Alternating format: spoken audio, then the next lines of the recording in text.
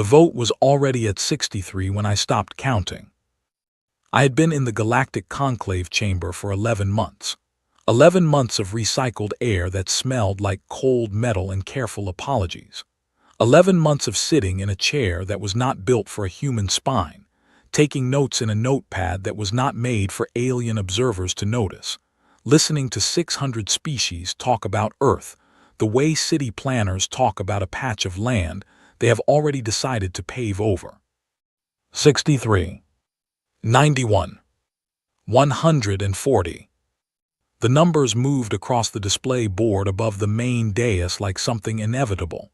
The conclave secretary read each tally in her flat, ceremonial voice, and the chamber did what the chamber always did. It accepted things. That was its function. Acceptance, dressed in procedure. I wrote the numbers in my notepad. Not because I needed the record. I needed somewhere to put my hands. 188. The delegate from the Vreth sovereignty had already stopped watching the board. He knew where it was going. He had probably known for months. His kind were patient in the way that powerful people are patient, not from discipline, but from the luxury of not needing to rush. He sat in his chair at the primary tier, one long finger tracing slow circles on his armrest, and I could see from 40 rows away that he was thinking about something else entirely. Dinner, maybe, his planet's version of it. 209. One of the younger delegates, I never learned her species' proper name, only that their home system sat 3 parsecs from ours, and that they had abstained on every vote regarding Earth for the entire session, turned and looked at me directly for the first time in 11 months. Her expression did something complicated. I looked back at my notepad. 214. Done. The secretary set down her ceremonial tablet and cleared her throat once, which in conclave protocol means that what follows carries permanent record status. The classification motion for Sol System Body 3, colloquially designated Earth, under the Interstellar Vulnerability Index has passed by a vote of 214 in favor. 1 dissenting vote recorded. 1 dissenting vote. Ours. She continued in that same flat voice, the voice of someone reading the terms of a lease agreement, the voice of paperwork made audible. Earth is hereby classified as Interstellar Vulnerability Index Class 7, designation, unprotected, pre-sovereign, open resource. Open resource. 2 words. They sound like a filing category. They mean something closer to available. They mean something closer to no one's so anyone's.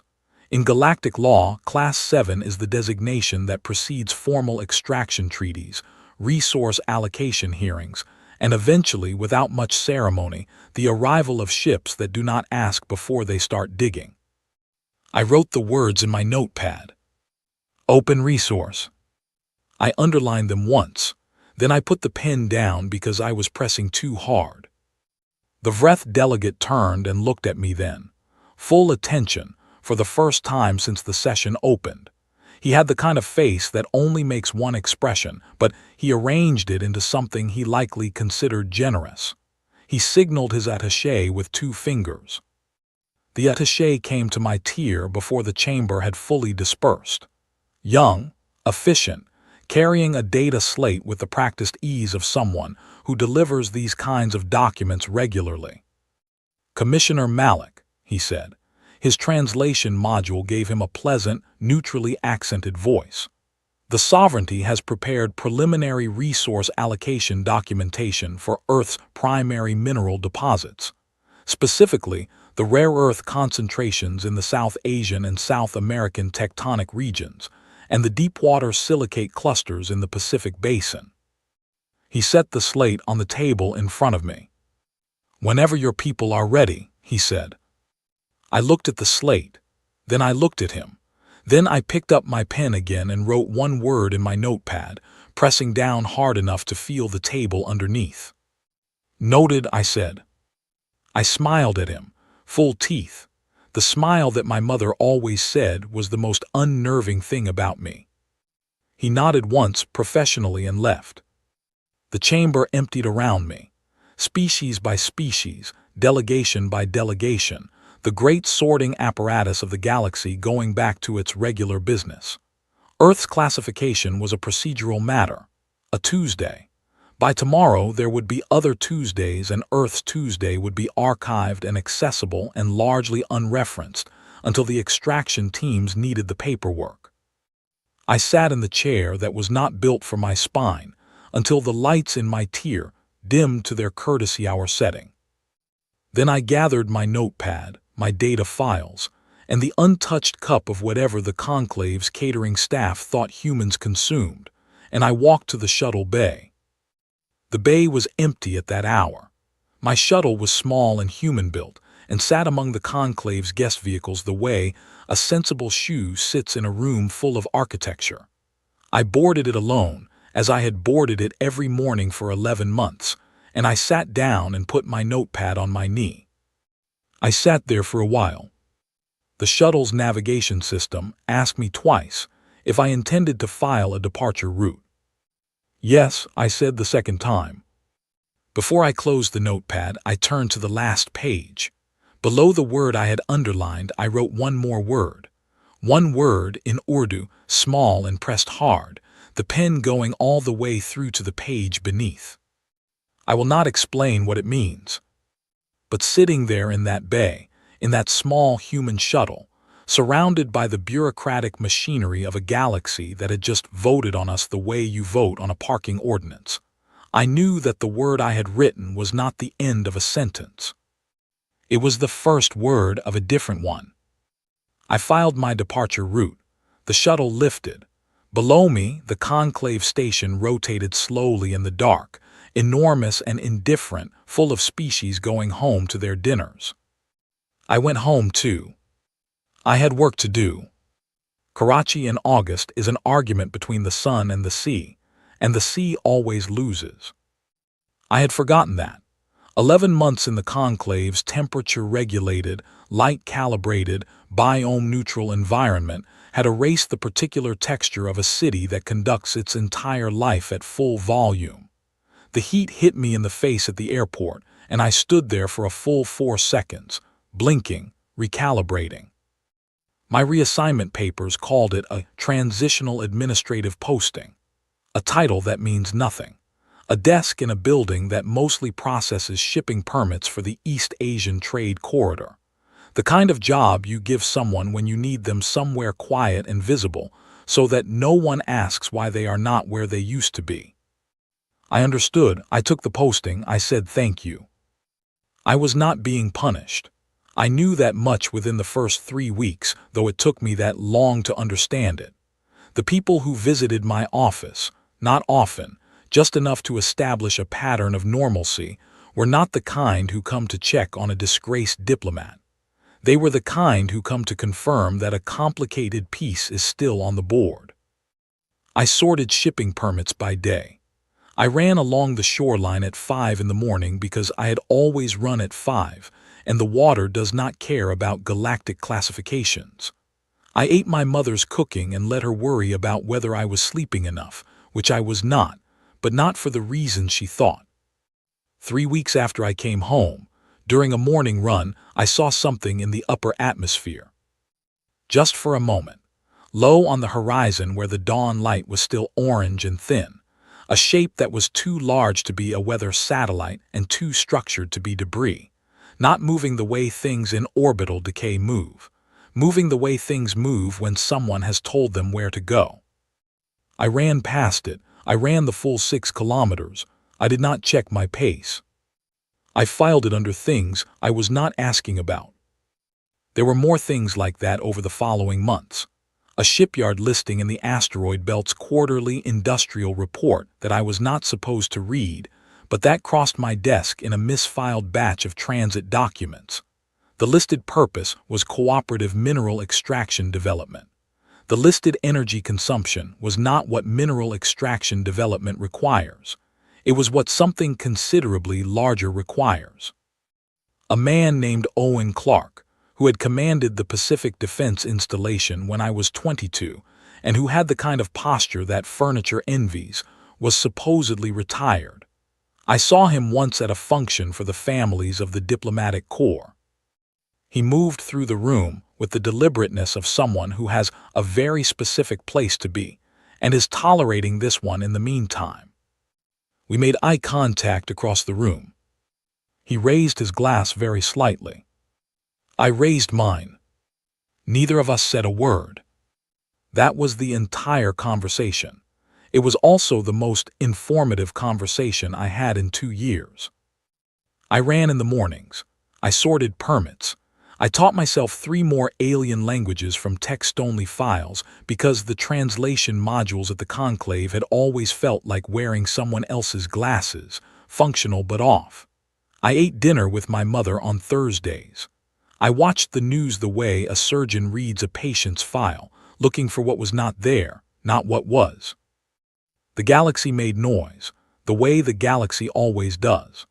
The Vreth Sovereignty issued 2 formal notices to Earth's diplomatic office requesting updated timelines for the resource allocation process. Both were answered by a junior liaison with polite, procedurally precise non-answers that referenced pending internal reviews and thanked the Sovereignty for its patience. I wrote both responses. Nobody asked me to. I sent them to the junior liaison through a routing that looked like a standard interdepartmental transfer. He signed them and sent them out and probably never thought about where the language had come from. I wrote 5 more that year, 8 the year after. Every one of them was a masterpiece of saying nothing with complete grammatical precision. Year 4 brought a development I noticed and did not write down anywhere. The shapes I occasionally glimpsed in orbital transit had changed, not only in number but in size. The first ones had been large. These required a different word. They moved through the upper edge of the atmosphere the way slow things move, not sluggishly, but with the deliberateness that comes from true mass, the kind that takes years to build. Year 5, I stopped running at the shoreline and started running inland. Not because of anything specific. I told myself it was for variety. Year 6, a neighbor's child asked me what I did at my job, the way children ask things, without filters, with total genuine curiosity. I told her I helped move things from one place to another. She seemed satisfied. I thought about that answer for a long time afterward. It was more accurate than my official job title by a significant margin. Year 7. A Tuesday in March. My friend Claire, who had known me since we were both 12 and certain about everything, came over for tea. She does this on the 2nd Tuesday of every month. She brings biscuits and strong opinions and asks questions that are not complicated but sometimes feel like they are. We sat on my terrace with the ceiling fan running and the city conducting itself at full volume below us. "What did you actually do today?" she asked. Not at work, not in general, today, the specific day. The question carried the weight of noticing because Claire has always been very good at noticing. I looked at my tea. The real answer was, I had reviewed 3 sets of technical readiness documents routed to my desk through channels that technically did not exist, and I had made 11 notes in a cipher that I had developed myself, and kept in a notation system that looked like weather records, and I had confirmed 3 timing sequences that would, pending no significant mechanical failures, align within the next 6 months. "Scheduling," I said. Claire looked at me the way she has looked at me since we were 12. The look of someone who knows they are not getting the full answer and has decided to let it go because some doors are locked for reasons she respects, even when she cannot see them. She passed me the biscuits. We talked about her daughter, who had started secondary school and had opinions about everything. We talked about the heat. We talked about a film we had both watched separately and interpreted differently. We sat on the terrace until the sun was all the way down and the city lights came up. She left at 9. I washed the cups. At 11:14, my government tissue communications terminal received a message with no sender field, no header, No routing information that traced to any legitimate server. 4 words. Report 6 months, ready. I read it twice. I did not sleep that night, but not because I was afraid. Fear is a forward-facing emotion. It reaches toward outcomes that might be bad. What I felt that night faced nowhere in particular. It was the feeling of a thing that has been in motion for a very long time finally becoming visible. I sat at my kitchen table with a cup of tea that went cold, and I thought about the shape in the upper atmosphere at dawn, 7 years ago. I thought about Owen Clark raising his glass across a room. I thought about energy readings that did not match their cover story. I thought about the ships that had started moving like mass instead of like machines. 6 months. I thought about the vote, 214 to 1. I thought about the word in my notepad. I thought we will manage. Then I thought, yes, we will. In the morning, I filed a leave of absence from the shipping permit office, citing personal reasons. I made 2 phone calls that I will not describe. I packed a bag with 3 changes of clothes and my notepad. My mother called that evening. "Will you be here Thursday?" she asked. "I'll be away for a bit," I said. "Work." "Your real work?" she asked. My mother has always been very good at noticing too. "Yes," I said. She was quiet for a moment. "Then eat before you go," she said. "You never eat enough when you are being important." I ate before I went. The message that woke me was not a sound. It was the particular quality of silence a communications terminal makes when it is receiving something it was not supposed to receive at 3 in the morning. The relay station in the Martian corridor had been tracking the formation for 6 hours before the automated flagging system pushed the alert to my new posting, which was not in Karachi anymore and was not a shipping permit office. It was a room with better chairs and worse lighting, and a view of nothing except a concrete wall, which I found restful. 47 ships. I read the formation report once. Then I read it again, not because I had missed anything, but because 47 is a number that deserves a second reading. The Vreth Sovereignty had come to collect. Their lead vessel broadcast on every open channel simultaneously at 3:09 in the morning, which tells you something about how the Vreth view courtesy. They view it as a thing to be performed loudly, in the dark, so everyone nearby understands how reasonable they are being. The Admiral's name was Gret, and his voice through the translation module was smooth and practiced, and carried the specific patience of someone who has said the same thing many times to many different parties, and has always received the same result.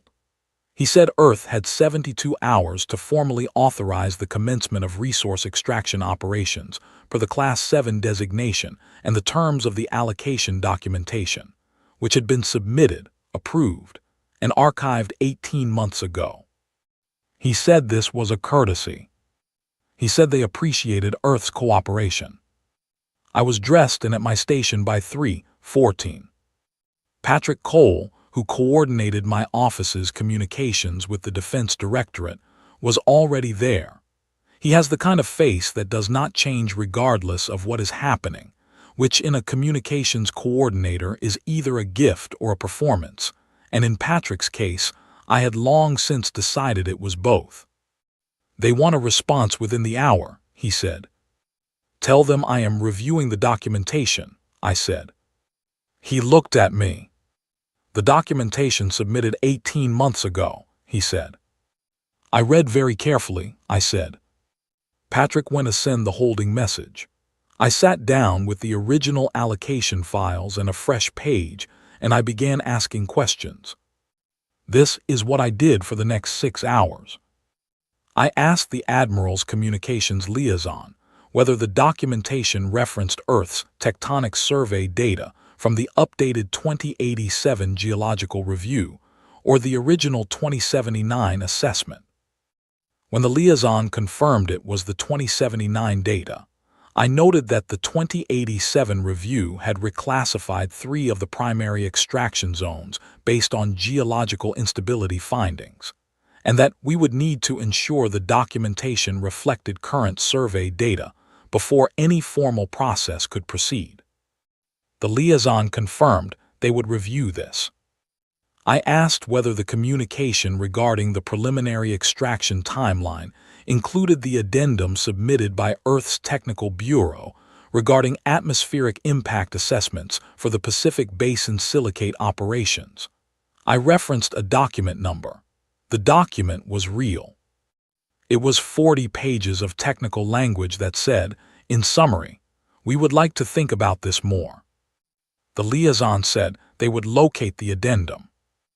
I asked about the proper conclave procedural channel for Class 7 extraction objections, and whether the 72-hour timeline accounted for the standard 48-hour administrative processing window required under Section 12 of the Interstellar Resource Protocols, or whether the sovereignty was proposing to waive the processing window, in which case Earth would need that waiver formally submitted in writing before it could be considered operative. An hour passed. Admiral Gret himself came onto the channel. He was, by this point, no longer smooth. He was still patient in the way that powerful people are patient, but the patience had developed a texture, like a tabletop with a hairline crack running through it. He explained that the 72-hour window was a generosity, and that Earth should be fully aware of the nature of the situation. "We are fully aware," I said. "We appreciate the clarity. May I ask one more procedural question regarding deposit classification under the 2091 amendments to the IVI Charter?" There was a pause. "You may," he said. I asked the question. It took 4 minutes to fully articulate. It required 3 follow-up sub-questions. It referenced 8 documents. Every document was real. Every reference was accurate. Every question was genuinely, completely, technically legitimate. Behind me, Patrick was watching a secondary display with the particular stillness of someone watching something very large and very important happening somewhere other than this room. At the 4-hour mark, Admiral Gret's tone had moved from patient to deliberate.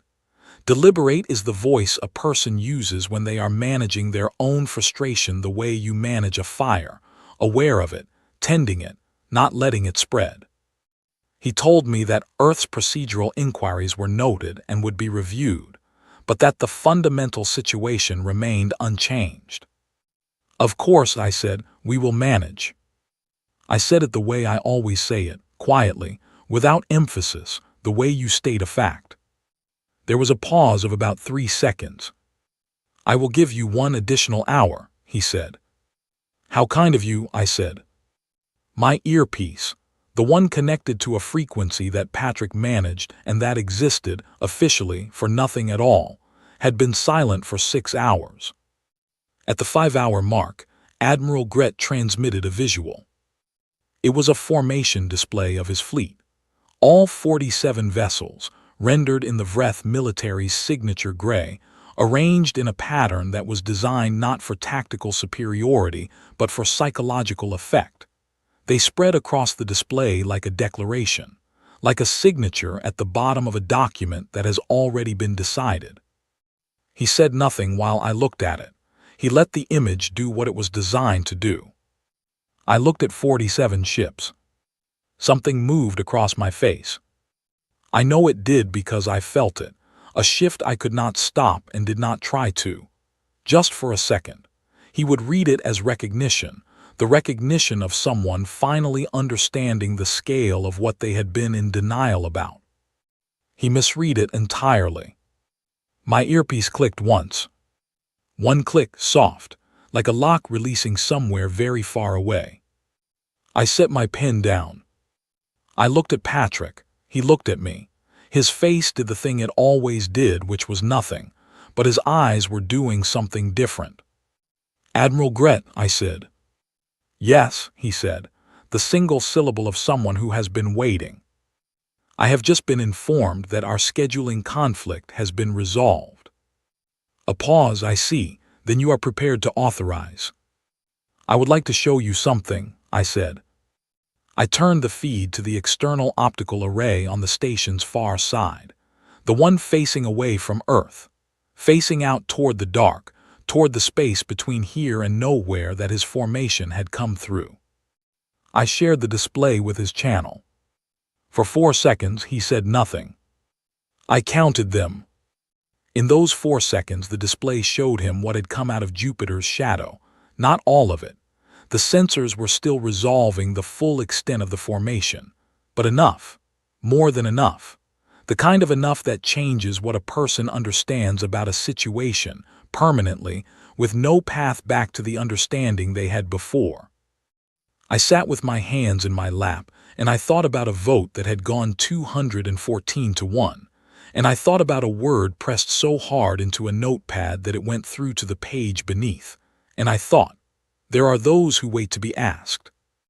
We were asking now. They came out of the dark the way a truth comes out.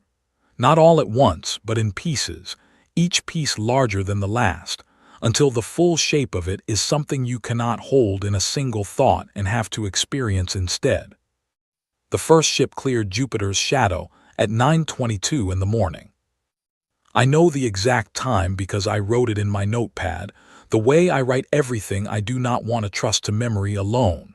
The time, the shape, the angle of emergence, which was not the angle of something trying to be noticed, and was not the angle of something trying to hide. It was the angle of something that had simply decided it was time. It was enormous. I am aware that enormous is a word cheapened by overuse. I am using it anyway because it is the accurate word, and I have spent enough of my life using careful and inaccurate words in diplomatic settings to feel entitled now to say the simple true thing. It was enormous. It moved slowly, not because it lacked speed, but because it had the kind of mass that makes hurry beside the point. Then the second one emerged. Then the third. On Admiral Gret's feed, I could hear faintly, through the background noise of the open channel, the sounds of a bridge crew reacting to something their instruments had just shown them. Not panic, something quieter than panic and harder to come back from. Recalculation. The count on Patrick's secondary display kept climbing. He had stopped calling out numbers aloud. I did not ask him to. Some numbers require silence around them to be properly received. I watched the display, and I thought about Owen Clark raising a glass across a room 6 years ago and telling me everything with the lift of a wrist. I thought about the shape in the upper atmosphere at dawn, the first August after I came home. I thought about the asteroid belt energy readings that did not match the story they were supposed to match. 7 years of ships being built in places the galaxy was not looking. 7 years of Earth keeping its lights off and its voice down, not from fear, not from shame, but from the oldest and most practical of human instincts. The understanding that if you want to finish a thing, you do not talk about it until it is done. The count reached 11, and I stopped being able to hold it as a number. I held it as a fact instead. The Vreth formation had gone very still. 47 ships, designed to demonstrate the scale of an uncontested conclusion, now sitting in a geometry that their admiral had arranged for a different world than the one he was currently occupying. They did not break formation. They did not advance. They did not retreat. They held position with the quality of creatures that have suddenly become aware they are standing in a much larger room than they believed. Admiral Gret's voice came through at last. "Commissioner Malik." "Admiral," I said. "That formation." "Yes," I said. A pause. "Those are Dreadnought-class vessels." "That is accurate," I said. Another pause, longer than the first. In that pause, I knew he was doing the same mathematics that his bridge crew had been doing since the first hull cleared Jupiter's shadow. He was running the calculation, the weight of it, the number of it, the angles and the armament signatures, and the structural profiles that were registering on his instruments right now in clean, cold data. He was learning what 7 years of silence can build when you stop asking for permission. I let him finish the calculation. Then, from somewhere inside the formation, from a position that placed it directly between the Vreth fleet and Earth, directly between threat and home, one of the outer ring ships turned. It did not fire. It did not broadcast. It did not accelerate. It simply turned, rotating on its axis with the slow and total deliberateness of something that has mass behind every action it takes, and it faced the Vreth fleet in a way that needed no translation. A junior officer on the Vreth flagship fired. I do not know if it was an accident or a decision made in 3 seconds of overwhelmed instinct. It does not matter.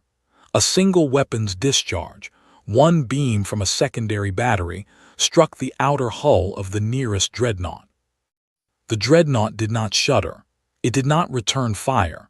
It absorbed the impact the way a cliff absorbs a wave, not without effect, but without acknowledgement. It continued on its course with identical speed and bearing. From the far edge of the human formation, one ship turned. Just one. It was not the nearest ship. It was not the largest ship. It was not the ship that had been struck. It was a vessel at the outer perimeter, a position that had, until that moment, seemed purely structural, a number in an arrangement. It turned to face the Vreth vessel that had fired. It waited. The Vreth formation did not fire again. The silence that followed lasted 41 seconds. I counted those too.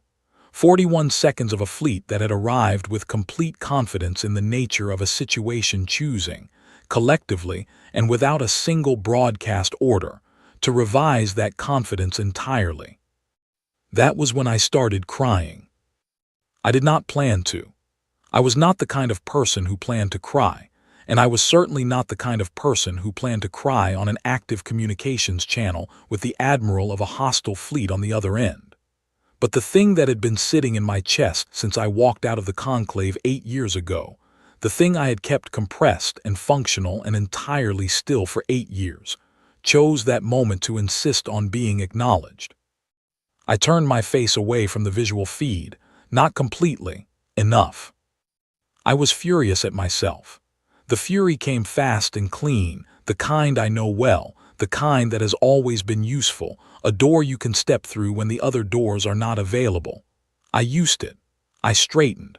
I pressed my thumb and forefinger against the bridge of my nose for 3 seconds, which Patrick, behind me, had the grace to not comment on. I turned back to the feed.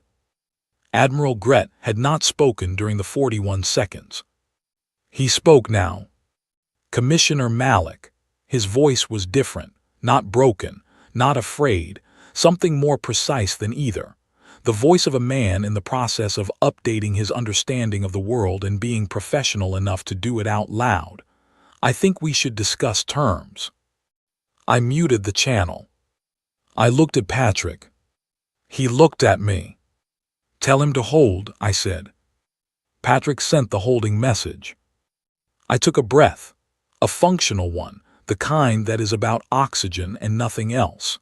I looked at the full display, at the formation that had continued to take shape while I had been having feelings about it, the count having moved beyond the point where counting is useful. I thought about Earth. Not the Earth in the display, not the orbital geometry of what we had built. The Earth I had come home to in August with the heat in my face, and my mother's cooking and Claire passing biscuits on a terrace on a Tuesday. The Earth that had gone quiet for 7 years and kept its lights off and finished the sentence it had started the night I wrote a word through a notepad page. I took my thumb off the mute. Admiral Gret, I said, I appreciate your willingness to discuss terms.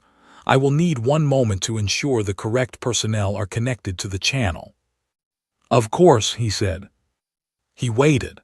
He waited the way people wait who have very recently learned how to wait. Nina Harlow, who managed the communications architecture for the Defense Directorate and who had been sitting 3 meters behind me for the entire 6-hour stall, connected 2 additional feeds to the channel. One was the Conclave's emergency diplomatic frequency, which broadcast to every registered member system simultaneously. The other was Earth's own public broadcast relay.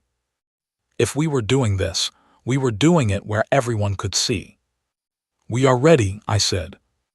And then, because some moments deserve the plain truth delivered plainly, I looked at the display one more time, at the formation that Earth had built in silence over 7 years, at the answer to a question the galaxy had assumed was already settled, and I let myself feel, for exactly 3 seconds, the full weight of what we had done.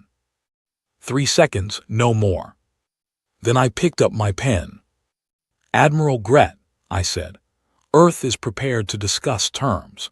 I should mention before we begin that we have also notified the Galactic Conclave of this engagement and requested an emergency session at their earliest convenience." A pause. "You have notified the Conclave," he said. "We have. While this conversation is ongoing. We are very good at scheduling," I said. The silence on his end lasted exactly 4 seconds. "What are Earth's terms?" he asked. I looked at my notepad. "We will send you the paperwork," I said. The same chair. I had thought about this. I had thought about it on the transport up, and in the preparation room, and for approximately 40 of the last 100 mornings. Whether the chair would be the same chair. Whether they would have changed the seating arrangements for the emergency session, rearranged the tiers, done something logistically sensible that would place me somewhere other than where I had sat for 11 months 8 years ago. They had not. The chair was the same chair. Same height, same angle, same material not built for a human spine. The cup of whatever the catering staff served was the same temperature, that particular lukewarm that suggests it was prepared precisely on time, and that time is not a concept calibrated to human needs. I sat down. The chamber was the same, and it was not the same. The same 600 species, the same architectural scale designed to communicate significance, the same flat ceremonial lighting, but the quality of attention in the room was different.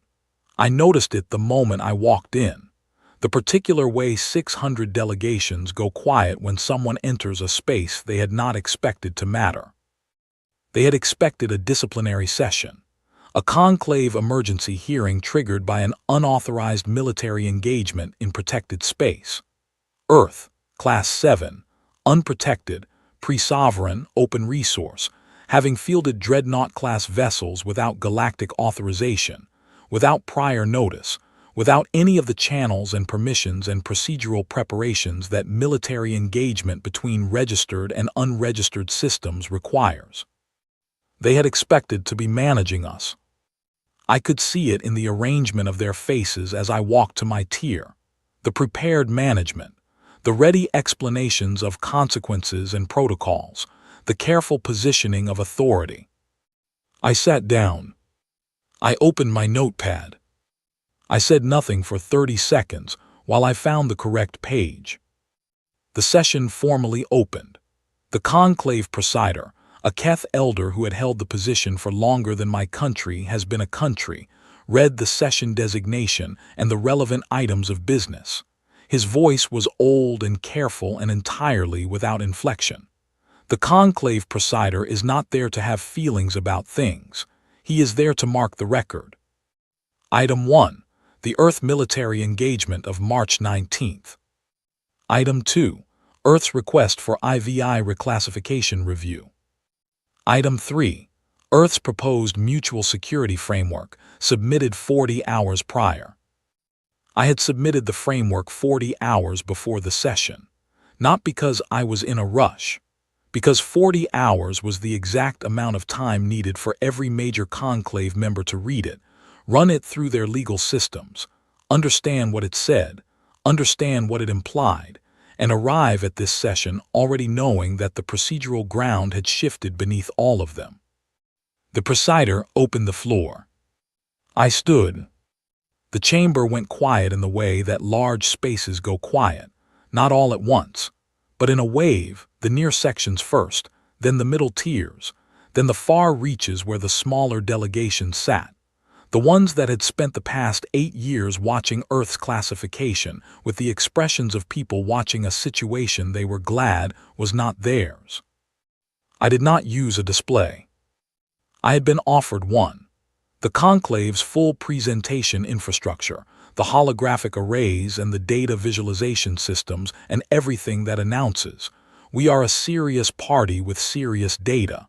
I had thanked Nina for preparing it and told her to keep it on standby. I had my notepad. I looked at the chamber, all of it, all 600 delegations, all the tiers, all the prepared and careful faces. Then I read. Sol System Body 3, I said, colloquially designated Earth, Interstellar Vulnerability Index Classification Class 7, Unprotected, Pre-Sovereign, Open Resource. I read it in the flat, ceremonial tone of the conclave secretary. The same words, the same order, the same unaffected delivery of something being entered into the permanent record. Then I set the notepad down. "We would like to revisit this," I said. The silence in the chamber lasted long enough to be significant. Then, from the primary tier. From the seat the Vreth sovereignty had occupied for as long as the sovereignty had been a conclave member, in a chair built specifically for Vreth physiology, at a position that placed them in the direct sightline of the presiding desk, a delegate raised his hand. Not Admiral Gret. He was handling separate matters, the kind that keep admirals occupied following an engagement of this nature.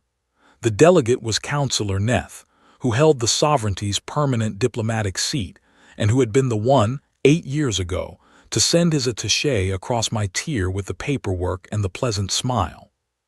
He was older than I remembered, or I was simply better now at reading age on a face not designed for human pattern recognition.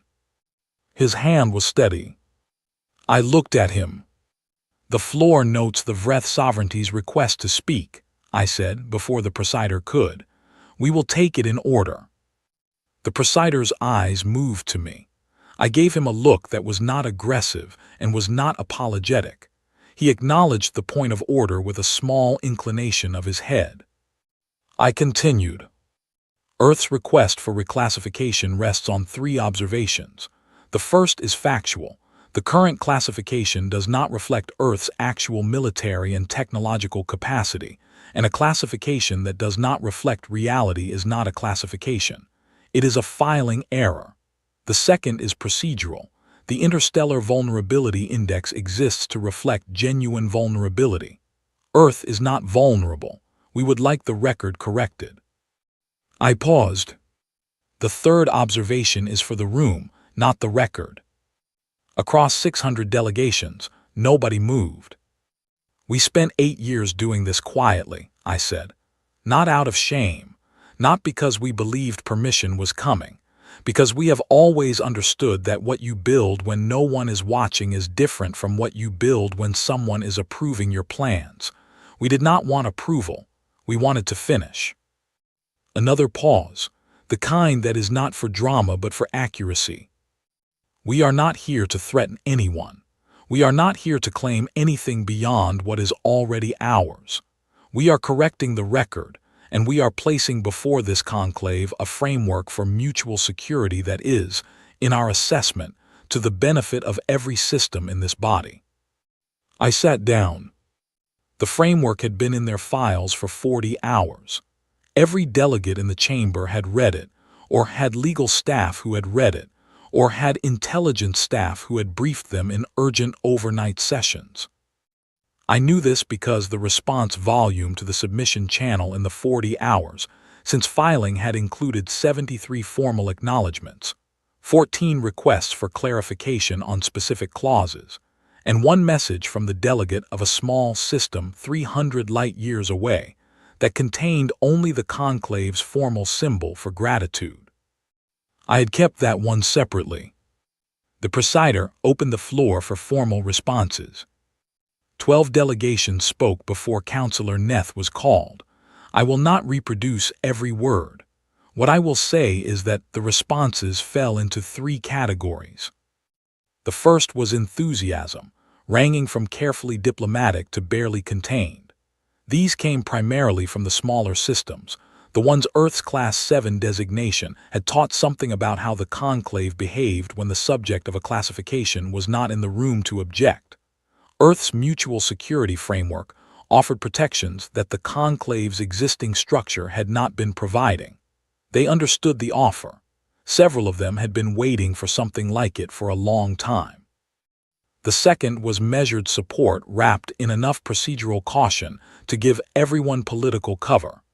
These came from the medium powers, the systems that had the most to gain from Earth's framework and the most institutional investment in not appearing to need it. The third was the Vreth sovereignty.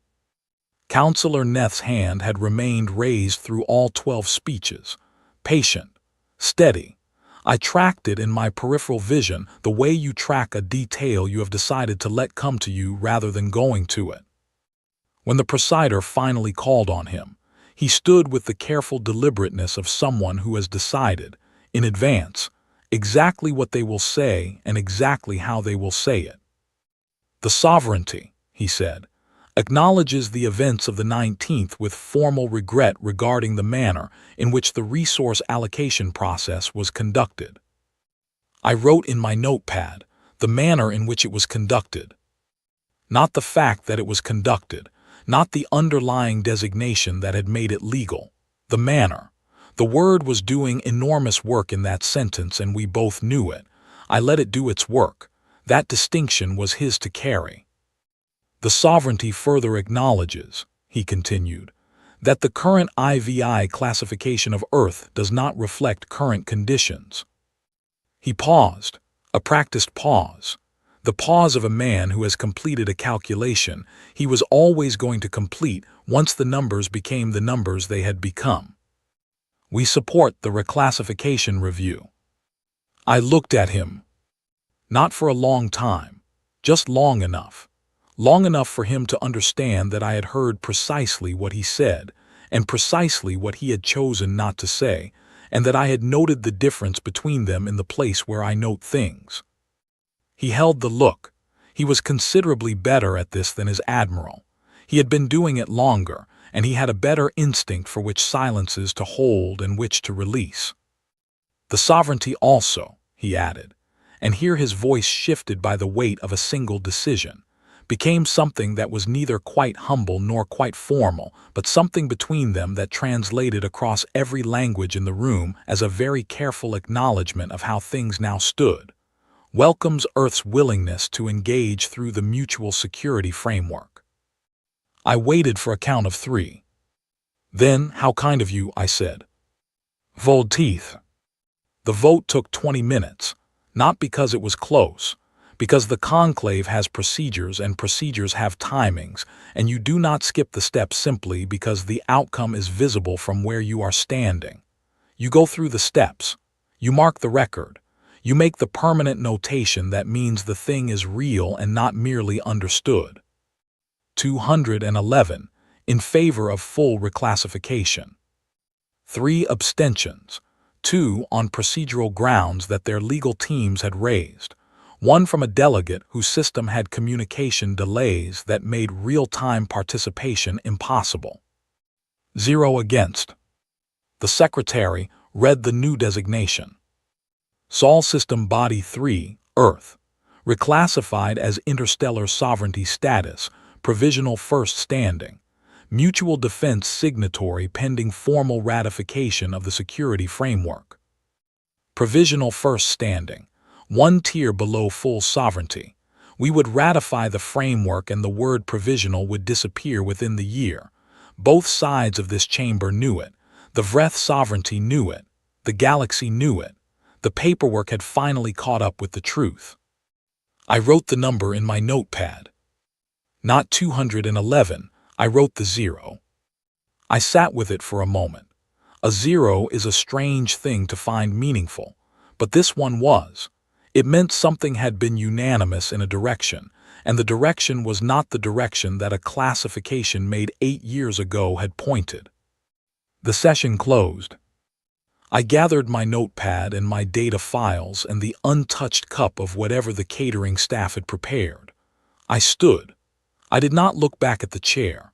I had been in it long enough, and I knew its dimensions better than the people who built it, and I had no need to confirm anything about it. Patrick was waiting in the corridor with Nina and Derek Ashford, who commanded the fleet, and who I had met exactly twice before today, and who had the posture of someone who has spent a very long time executing a plan he was not allowed to speak about. He looked tired and satisfied in the precise combination that only comes from finishing a genuinely large thing. "Well," Patrick said. "We are done," I said.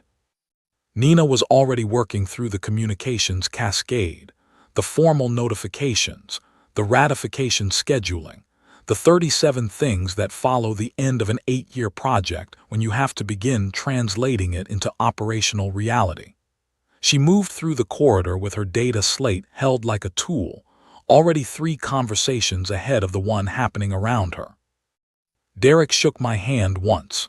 Firm, brief, no words.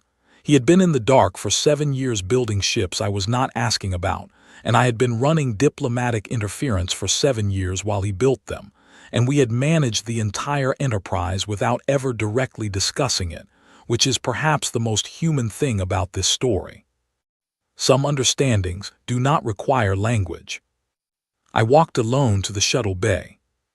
The same bay as 8 years ago. My shuttle was there, not the exact same vessel but the same type, Earth-built, a sensible shoe among all the architecture. I boarded it.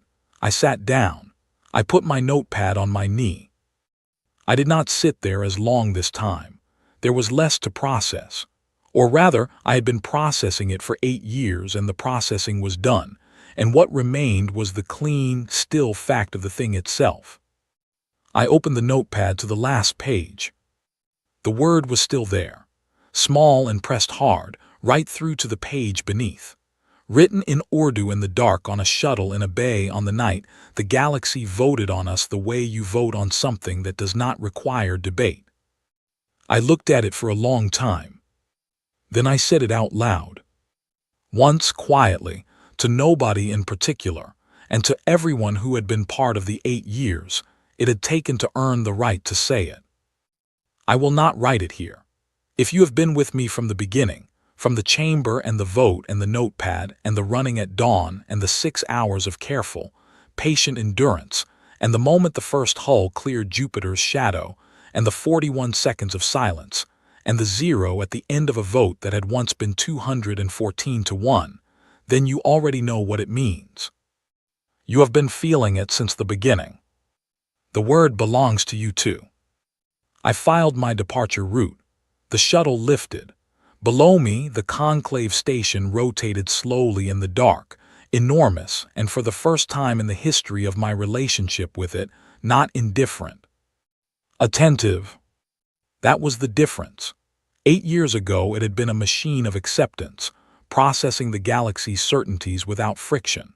Today it was something that had been reminded, in the clearest possible terms, that acceptance is not the only available response, and that the silence of those who are waiting has a duration.